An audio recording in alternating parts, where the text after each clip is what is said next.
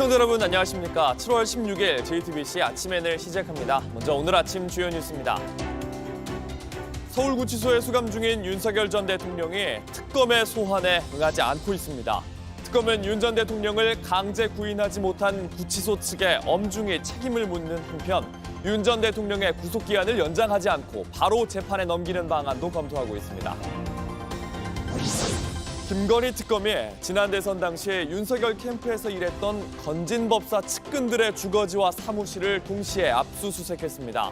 건진법사의 법당 안에 있는 비밀 공간까지 찾아내 조사한 걸로 알려졌습니다. 이재명 정부 장관 후보자 인사청문회 사흘째, 오늘은 교육부, 법무부, 고용노동부가 대상입니다. 이 중 제자 논문 표절과 자녀의 고가 유학 의혹을 받고 있는 이진숙 교육부 장관 후보자를 두고 여야 간 공방이 예상됩니다. 오늘과 내일 전국에 많은 비가 내리겠습니다. 수도권과 충남에 최대 200mm, 강원과 전북에도 최대 150mm의 비가 예상됩니다. 비는 오늘 밤부터 내일 오전 사이에 강하게 쏟아지겠습니다. 윤석열 전 대통령이 구속됐지만 여전히 특검의 소환에는 응하지 않고 있습니다. 특검은 두 차례나 인치 지휘를 하지 못한 서울구치소 관계자들을 불러 자세한 경위를 따져 물었습니다. 특검은 구속기한의 연장 없이 바로 재판에 넘기는 방안도 검토 중입니다. 임예은 기자입니다. 윤석열 전 대통령은 서울구치소에 수감된 뒤 줄곧 특검 조사에 응하지 않고 있습니다. 내란 특검이 강제 구인을 시도했지만 이마저도 무산됐습니다. 특검이 구치소 측에 협조 공문을 보낸 건 지난 14일 오후였습니다. 윤 전 대통령이 소환 통보에 응하지 않는 만큼 구치소 측에 특검 조사실로 데려와달라는 인치 지휘를 한 겁니다. 교정당국은 전직 대통령에게 물리력을 행사하기 어렵다며 특검이 내린 두 차례 인치 지휘를 모두 이행하지 않았습니다. 특검은 구치소 측에 엄중히 책임을 묻겠다며 경고했고 어제 구치소 관계자를 불러 인치 지휘를 이행하지 않은 구체적인 경위를 조사했습니다. 동시에 이 모든 책임은 윤 전 대통령 측에 있다며 조사에 응할 것을 촉구했습니다. 피의자 윤석열이 조사 자체를 거부하는 것으로 평가하고 있습니다. 우리의 형사사법 시스템상 진술을 거부할지라도 조사는 이루어져야 합니다. 계속해서 조사가 불발될 수 있는 만큼 특검은 모든 가능성을 열어둔 채 추후 조치를 검토 중이라고 밝혔습니다. 구속기한의 연장 없이 윤 전 대통령을 바로 재판에 넘기는 게 대표적입니다. 이런 가운데 특검은 최근 평양 무인기 투입 사건과 관련해 유엔사에 공문을 보내 협조를 요청한 것으로 파악됩니다.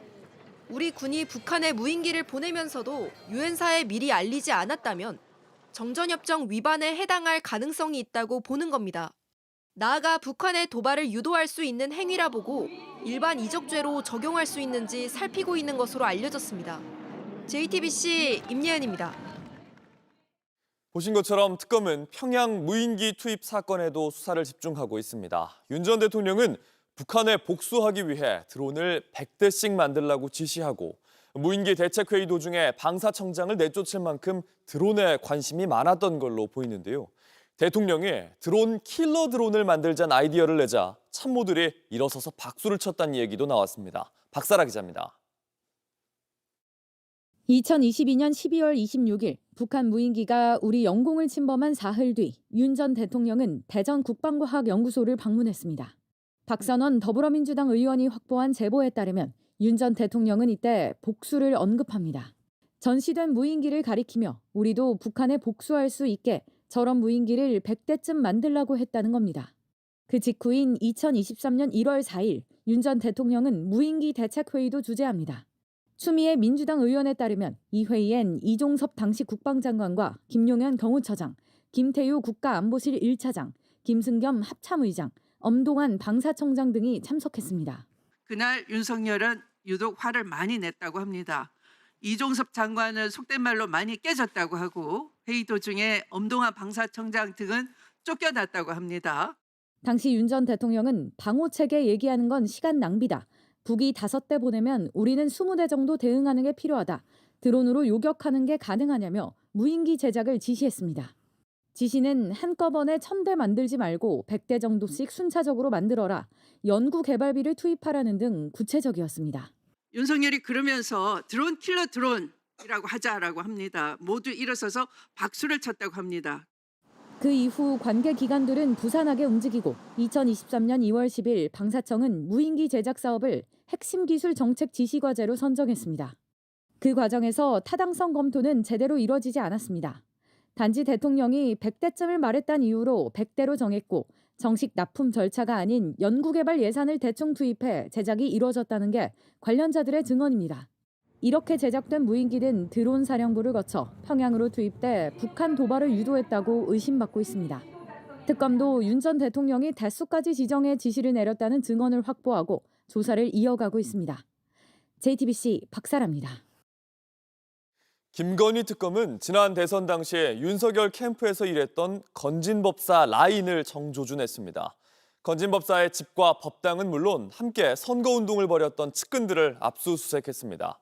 특히 지난해 검찰이 놓쳤던 건진법사의 비밀 공간까지 찾아냈는데 건진법사는 이곳에 현금 다발 같은 귀중품을 숨겨두었던 걸로 파악됐습니다. 송지혜 기자입니다.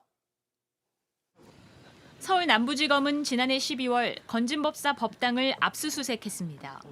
당시 검찰은 명함다발 등을 확보했지만 법당과 연결된 비밀 공간은 찾지 못했습니다.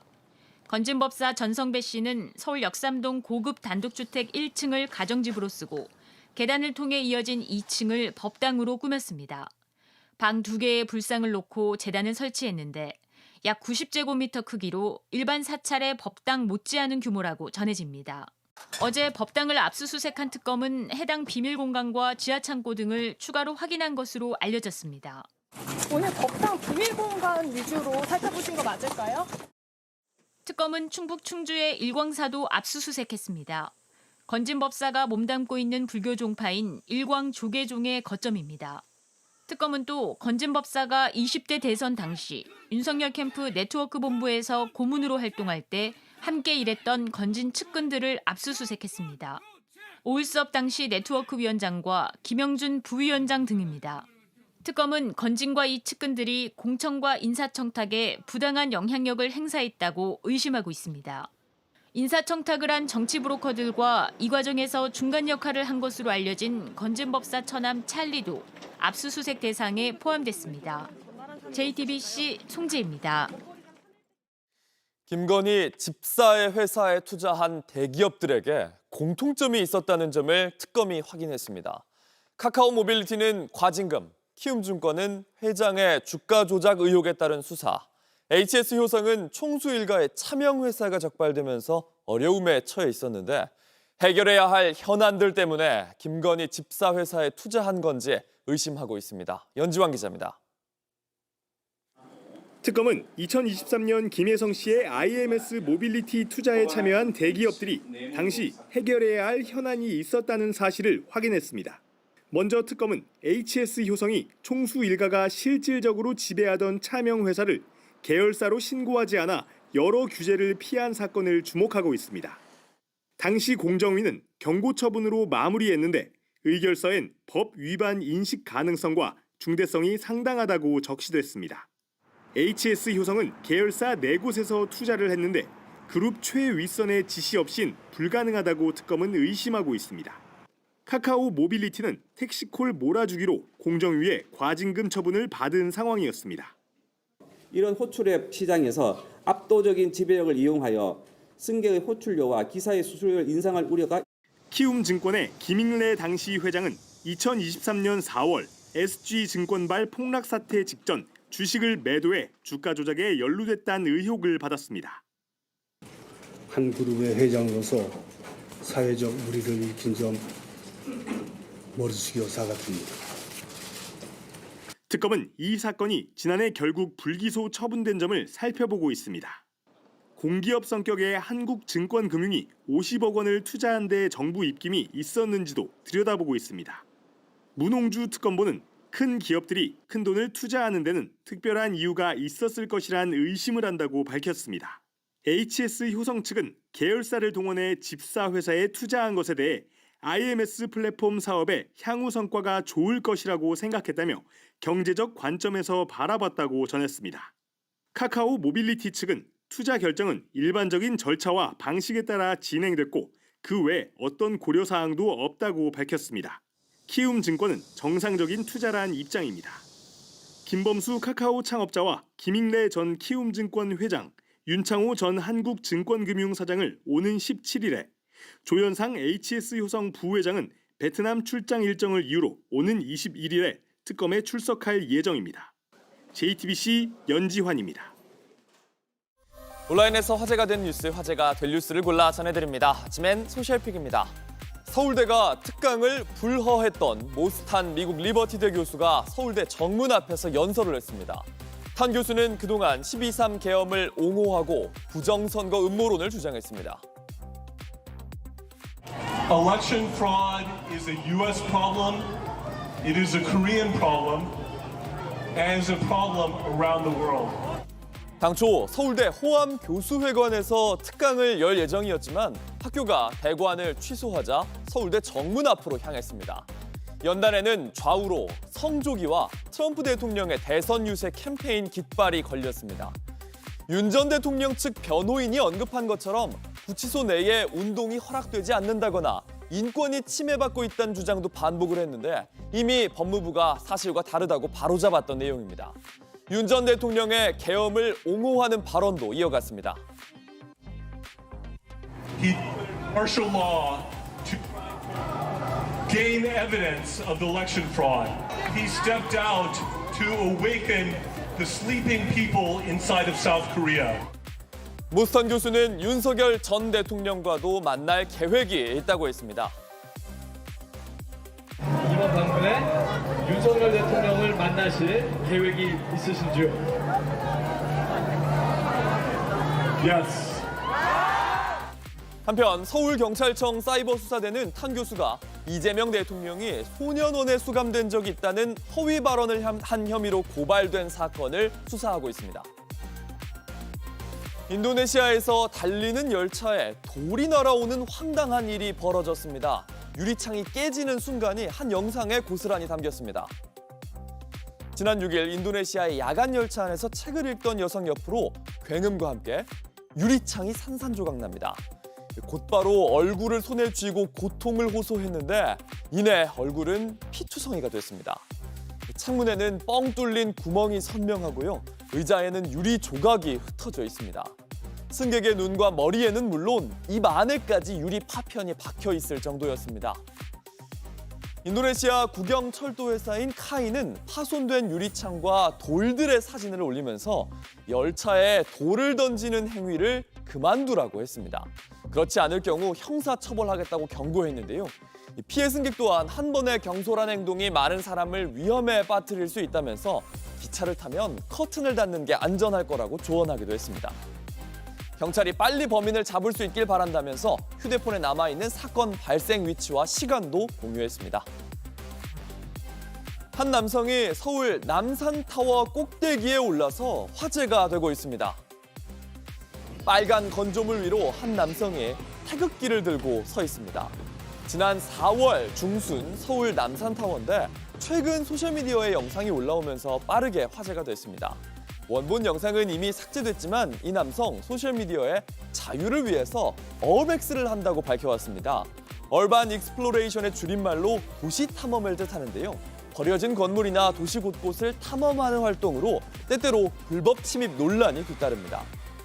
이미 특히 미국과 중국에서도 여러 건물 위에 올라갔고 중국 텐진의 약 600m 높이 미완공 빌딩에 올라갔다가 17시간 동안 잡히기도 했다고 털어놨는데요. 그걸 계기로 그만두는 걸 고려했지만 결국 비극으로 끝났다고 했습니다. 서울 용산경찰서는 지난달 중순 건조물 침입 혐의로 이 남성을 불구속 송치했다고 밝혔습니다. 경찰 조사에서 이 남성 높은 곳이 좋다고 진술한 걸로 알려졌습니다.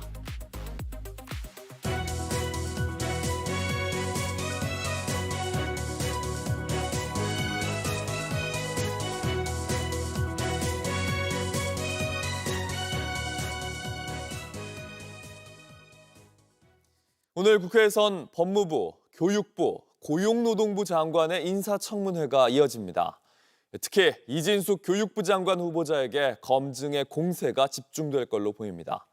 제자들의 논문을 표절했다는 의혹과 자녀들의 호화 유학 논란까지 불거졌는데 전교조도 지명 철회를 요구하고 나섰습니다. 하예빈 기자입니다.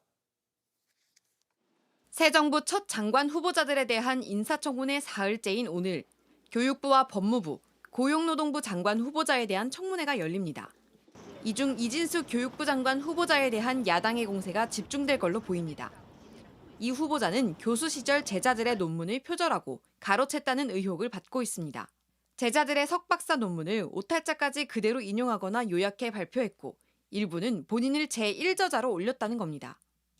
자녀를 미국으로 조기 유학 보낸 것 역시 문제가 되고 있습니다. 이 후보자의 두 딸은 각각 미국에서 고가의 등록금으로 유명 기숙학교를 거쳐 대학교까지 진학했습니다. 교육 격차 해소 차원에서 서울대 10개 만들기 등 공약을 이행해야 할 장관 후보자로서 부적격하다는 겁니다. 특히 둘째 딸의 경우 의무교육기관인 중학생 시절 유학을 떠나 더 큰 논란이 되고 있습니다. 이 후보자는 오늘 청문회에서 그간의 의혹에 대해 적극적으로 소명하겠다는 입장입니다. 하지만 야당이 송곳 검증을 예고하고 있는 만큼 청문회에서의 여야 간 충돌은 피하기 어려워 보입니다.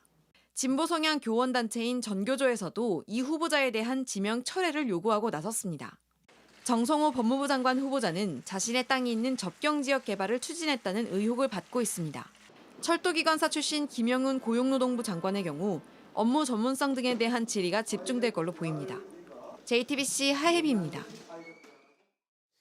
64년 만에 민간인 출신으로 국방부 장관 후보에 지명된 안규백 의원이 현 정부 임기 내에 전시작전 통제권 전환을 목표로 하겠다고 밝혔습니다. 대통령실은 개인 의견이라고 선을 그었습니다. 권오을 국가보훈부 장관 후보자 청문회에선 보훈 관련 경력이 아예 없다는 야당의 지적이 따랐습니다. 이재승 기자입니다. 안규백 국방부 장관 후보자는 이재명 정부 임기 내에 전시작전 통제권 전환을 목표로 하고 있다고 밝혔습니다. 전작권 전환은 먼저 이재명 정부 이내에 전환을 목표로 한 것을 전시의 군 작전을 지휘할 권한이 미군에 있는데 이걸 이재명 정부 내에 가져오겠다는 겁니다. 이에 대해 대통령실은 장관 후보자의 개인 의견이라고 설명했고 논란이 커지자 안 후보자도 시안을 정한 것이 아니라 추진 의지를 밝힌 것이라며 한 발 물러섰습니다. 안 후보는 과거 군 복무 시절 근무지 이탈 의혹에 대해선 행정착오라고 해명했습니다. 권오을 보훈부 장관 후보자 청문회에선 과거 보수정당에 몸담았던 권 후보자의 정치 이력이 쟁점이 됐습니다. 시쳇말로 꿀 발린 데만 찾아다니면서 꿀 빠는 인생이다. 이런 비아냥도 나오는데 보훈 분야 경력이 없다는 지적에 대해 권 후보자는 법률안 발의 등을 들어 반박했습니다. 의원 시절엔 독립유권자 관련 법률을 발의하고 정부 독립기관관 건립을 추진하였으며 겹치기 근무를 하며 여러 법인과 대학에서 동시에 월급을 받았다는 의혹에 대해서는 실제 근무를 했다고 해명했고 경북 도지사 선거 비용 미납에 대해선 사과했습니다. JTBC 이재승입니다. 국세청장 인사청문회에선 노태우 전 대통령의 비자금 문제가 다시 한번 언급됐습니다. 조세 정의를 위해 죽음까지 쫓아야 한다는 말에 임광현 후보자도 공감했습니다. 김도훈 기자입니다. 임광현 국세청장 후보자 인사청문회에선 육공화국 비자금 문제가 언급됐습니다.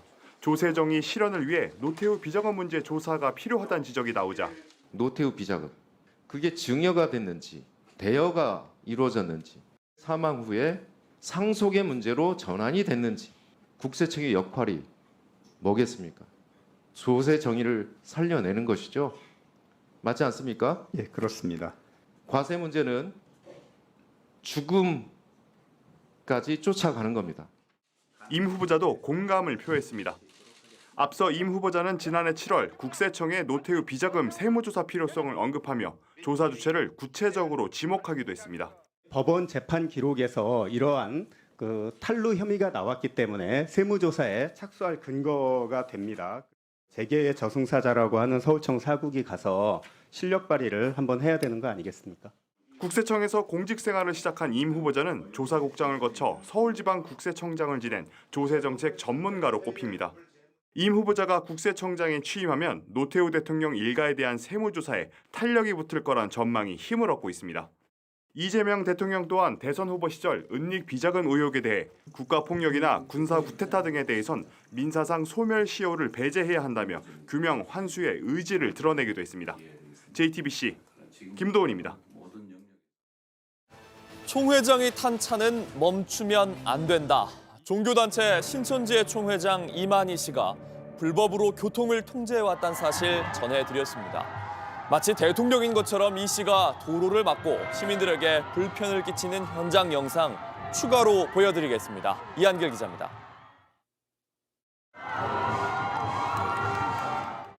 인도엔 환호하는 시민들이 가득합니다. 경광등을 든 남성은 수신호하며 90도로 인사합니다. 촬영 차량이 지나가고 그 뒤로 고급 벤츠 승용차가 천천히 등장합니다. 양옆으로 6명 경호원이 달리는 차 속에서 손을 흔드는 이 사람, 신천지 총회장 이만희 씨입니다. 처음에는 저는 무슨 대통령이 왔는 줄 알았어요. 거의 뭐 대통령 경호급으로 하고. 이 씨가 탄 차량이 좌회전을 하려 하자 미리 대기하던 남성들이 반대편 차선을 막습니다. 경호원 같은 신분들이 길을 통제해가지고 아예 못 건너가게 했어요. 그러는 사이에도 노란 한복 입은 여성들은 이 씨가 탄 차량을 향해 손을 들고 환호합니다. 지난해 5월 경기도 고양시 신천지 교회 앞 거리 모습입니다.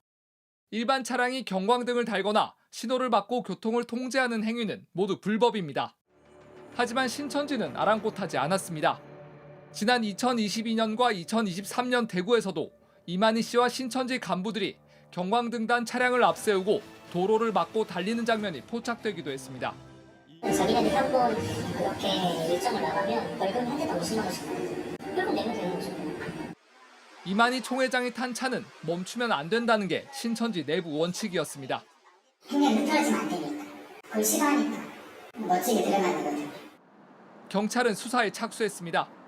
지금까지 신천지 간부 차량을 운전한 4명을 확인해 입건했습니다. 누가 도로 통제와 차량 개조를 지시했는지 밝혀내기 위해 조사 범위를 확대하고 있습니다. JTBC 이한길입니다.